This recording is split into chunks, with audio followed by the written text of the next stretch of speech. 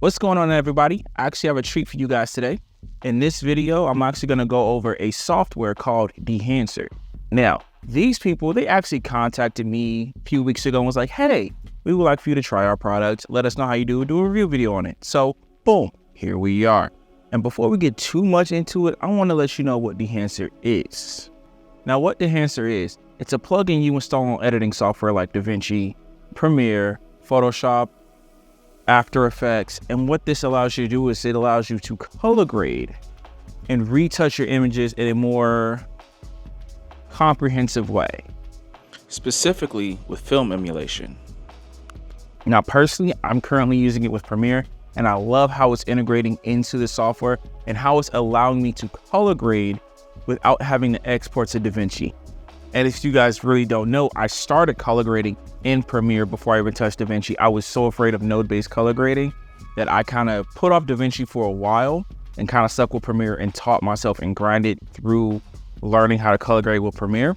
And having this plugin installed, it makes it so much easier to get the look that I want, again, without having to export it to DaVinci and really fine-tune all those dials and everything. Enough talking, let's get into Premiere and I'm going to show you exactly what I'm talking about. Let's go. So as you can see, we have this footage here that I shot of one of my artists that I work with.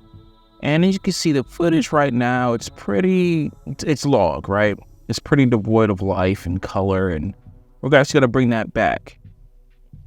So we already have our Dehancer installed, right? So we're going to go ahead and insert Dehancer. You see we have our 2.1 version in, and we're going to drop this straight into the clip like we do with any other type of effect, right?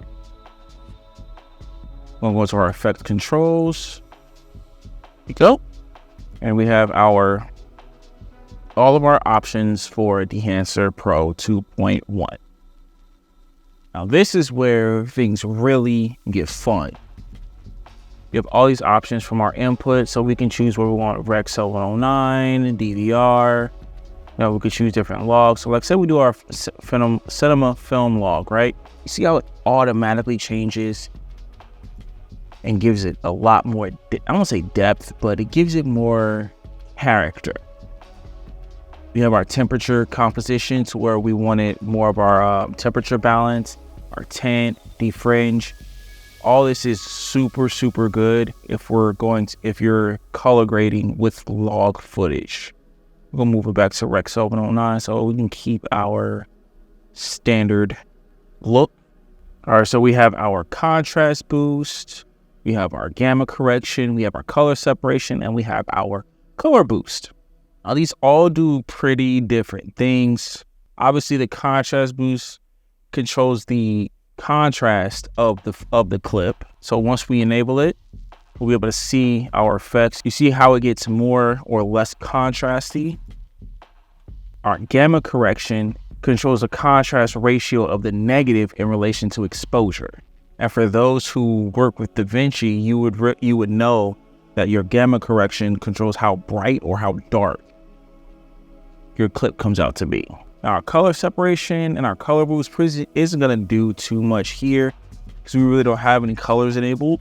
And now when we get to our film category, this is where it got a little fun for me. I think of this more like a camera specific LUTs. So when we enable it, it gives you different camera profiles to make your footage look like it was filmed with that particular camera, which I found to be pretty freaking cool.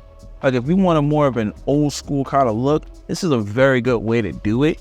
Film compression is a very good one to play with, especially if you don't have a lot of highlights in your shot. But as you can see, a lot of what would be highlighted here is more or less stuck in the midtones. The only real highlights we have is in her hair and on the metal.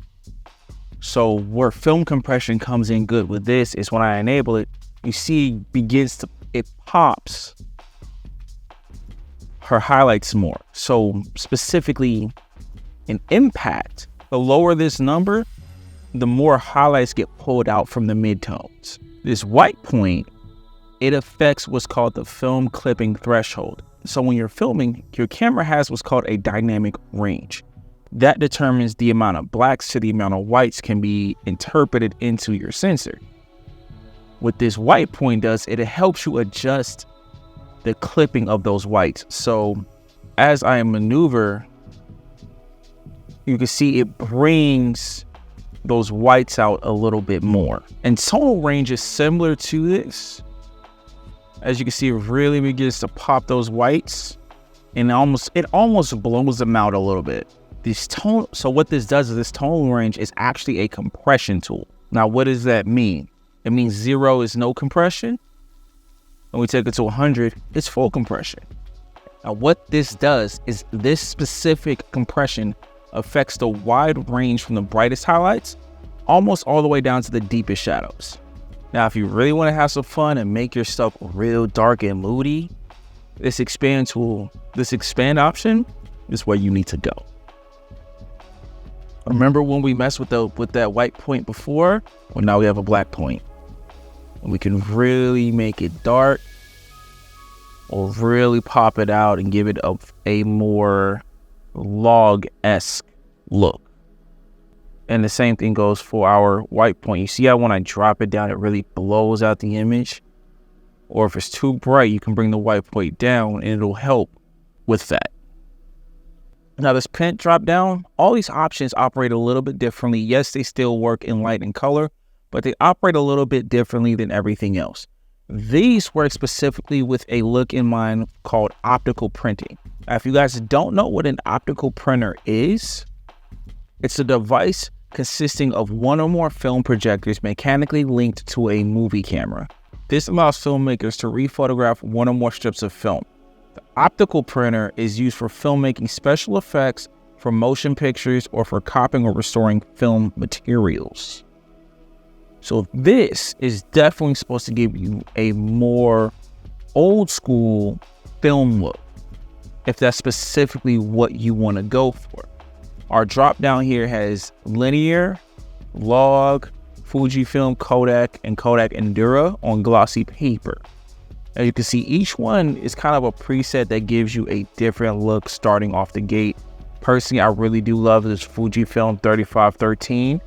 I feel like specifically for this video, I wouldn't use that because I just love the tones that it gives. Like I really do enjoy those tones. Like the way it morphs that green. Linear is our standard. But just the way it pulls that green and the contrast on her skin, I really do like that. But I'm going to disable that for now, just so we can go back to what we were on. Our color head drop down. Now, what I correlate this to is the selective color effect in Photoshop, which allows you to pretty much manipulate your reds, your blues, your cyans, your magentas, your yellows, your blacks, all those things separately. Now, this is really good where if you have too much of a certain color, you can tone it down, or if you want more, you can pop it up. It just works that well, and I really love color grading using that option. Film grain, this is pretty obvious. But what I do love about our film grain is we have different options of grain. If you just want like an old cinematic film look or high ISO look, yeah, you might not really care about this. But if you're like super into the real details and you really want to knock out that 8mm or that 35mm or that 65mm look, here you go. And it works like a freaking charm. Now, to some people, you might not be able to see the difference, but it's definitely there. You might not actually be able to see this changing, but it is. And it's giving me a nice grain. So very, very, very minute change. Now, if you really want to get into it, we have our custom options. There we go. You can see how the grain is really starting to pop out now when you boost the highlights. You increase your amount, and you can really make it how you want specifically. You want a more of a staticky TV look? Here you go. A nice size, really in your face. You can increase or decrease the film resolution. It's a beautiful thing, really. Now, I was really happy when I saw this halation option. If you don't know what halation is an effect caused by an image in a photograph or on a screen spreading beyond its usual edges because of the way the light reflects off of the object. You will commonly see this in images that are really, really bright. Like, say you take a picture of, say, the moon, right? But instead of it being super detailed, it just looks like a white blurry ball. That's halation. And the fact that they had that specific effect in this dehancer really made me happy. So just to give you an example, I'm going to enable this, and this is what I'm talking about. You have all these different halation looks. And I just feel like all of these, they really target a more old school film feel. And then you can even customize it. Like, come on. This is just a beautiful thing. And I don't know why something like this isn't already integrated into Premiere, into the Adobe products in general. Now, our next one is vignetting. And I think we all know what a vignette is. And if you don't, boom. Now, to some people who aren't too familiar with the terms, or who might not have the eye for it, it just looks like this image got darker. That's not really the case. What happened is there's a dark fringe around the edges with a mask with a circular mask in the center. Like so. That's essentially a vignette, but that's a vignette with no feather. You have your darks around and your whites in the center, so it's like a spotlight. It gives a nice spotlight look. And the more you feather it,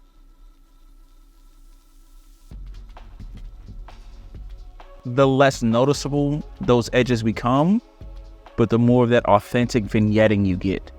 This often happens when you work with certain lenses.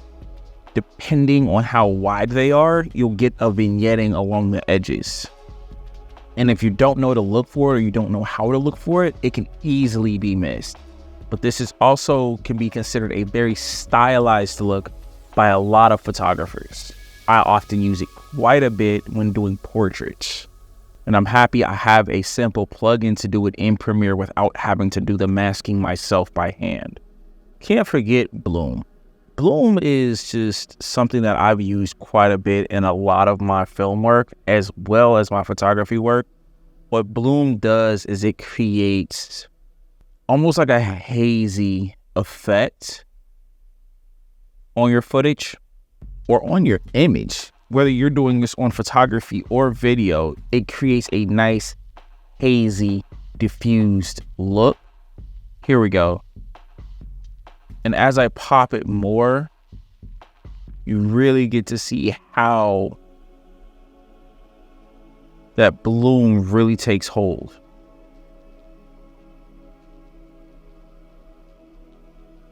It makes things very dreamlike. That's the word, very dreamlike. Now, film damage, everybody should be familiar with. Like, there should not be a single person watching this video who doesn't understand what film damage is. And just in case you don't, I'm going to explain it to you. Film damage is when you get those little specks and lines in the video. If you've ever watched old films, you'll hear the reel going, and then it'll look like there's little marks and splotches on the film. That's film damage.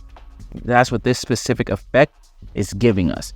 There are different options of 8mm, 16mm, 35, and 65 to 70mm, or customize it as you see fit. Increase your dust amount, your scales, all this stuff, and it gives you an authentic damaged film look without having to toss an overlay on it. I honestly feel like with this plugin, I can toss away all my old damaged film overlays. I don't have to use them anymore. I could just use that. Now, film breath, I really don't use too much, but it was interesting to see this in here. What film breath is, it's an accidental change in exposure, contrast, and or color from frame to frame within the film movies. And like I said, this is accidental, so a lot of times you won't see it, but it's caused by an uneven emotion coding or development. Really won't see too much now because all of our stuff is digital. This is something that you would see more or less in the old film movies, which again, a lot of what the enhancer, that's the look that they're going for. But it gives a very analog feeling to the viewer. This was specifically new to me. I didn't understand what gate weave was myself until I started working with the enhancer. But just to give you a quick overview of what gate weave is, it pretty much stands for a mechanical swing of a film strip while it's being pulled through a frame window in a film camera, projector, or video coding device. Now, what a lot of filmmakers tend to do is they'll use this technique to quote unquote breathe life into a digital camera, because a lot of times digital cameras, they don't have that true to life feel that a lot more film cameras have, which is why a lot of people are starting to shoot film now, because it gives a more true to life feel than digital cameras do. You know, I don't know if you saw that, but when I enabled it, I was like, it looks like you just zoomed in, right? No. Each one of these has a different type of effect.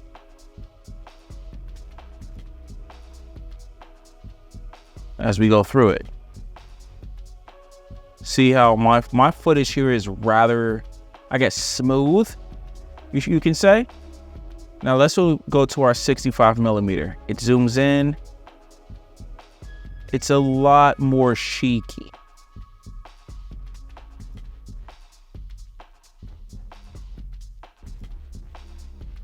I don't know if shaky was the right word, but it has more life to it.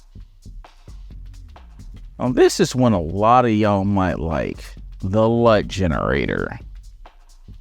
And what I love about the enhancer and what the devs did here is the enhancer can sometimes be very, very taxing plug-in for your computer. I did notice that when I was working with it, it did drag my computer a little bit.